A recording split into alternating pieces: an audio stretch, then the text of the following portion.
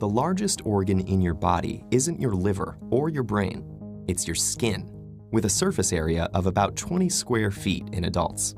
Though different areas of the skin have different characteristics, much of this surface performs similar functions, such as sweating, feeling heat and cold, and growing hair.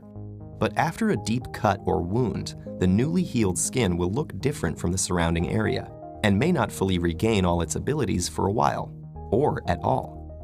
To understand why this happens, we need to look at the structure of the human skin. The top layer, called the epidermis, consists mostly of hardened cells, called keratinocytes, and provides protection. Since its outer layer is constantly being shed and renewed, it's pretty easy to repair. But sometimes a wound penetrates into the dermis, which contains blood vessels and the various glands and nerve endings that enable the skin's many functions. And when that happens, it triggers the 4 overlapping stages of the regenerative process. The first stage, hemostasis, is the skin's response to 2 immediate threats: that you're now losing blood and that the physical barrier of the epidermis has been compromised.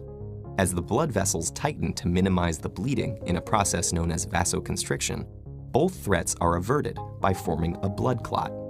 A special protein known as fibrin forms crosslinks on the top of the skin, preventing blood from flowing out and bacteria or pathogens from getting in.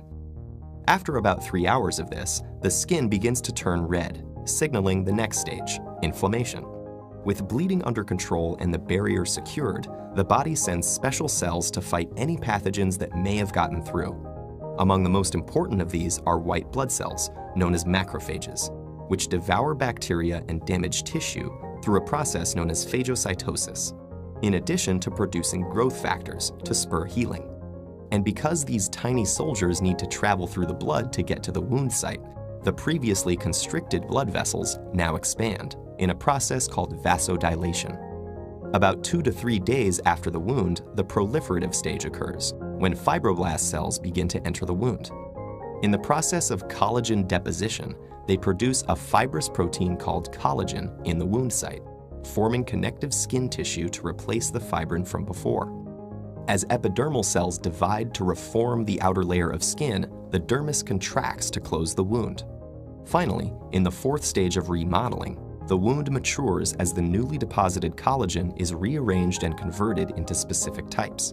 Through this process, which can take over a year, the tensile strength of the new skin is improved, and blood vessels and other connections are strengthened. With time, the new tissue can reach from 50 to 80% of some of its original healthy function, depending on the severity of the initial wound and on the function itself.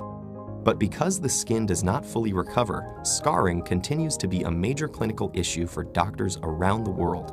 And even though researchers have made significant strides in understanding the healing process, many fundamental mysteries remain unresolved. For instance, do fibroblast cells arrive from the blood vessels or from skin tissue adjacent to the wound? And why do some other mammals, such as deer, heal their wounds much more efficiently and completely than humans? By finding the answers to these questions and others, we may one day be able to heal ourselves so well that scars will be just a memory.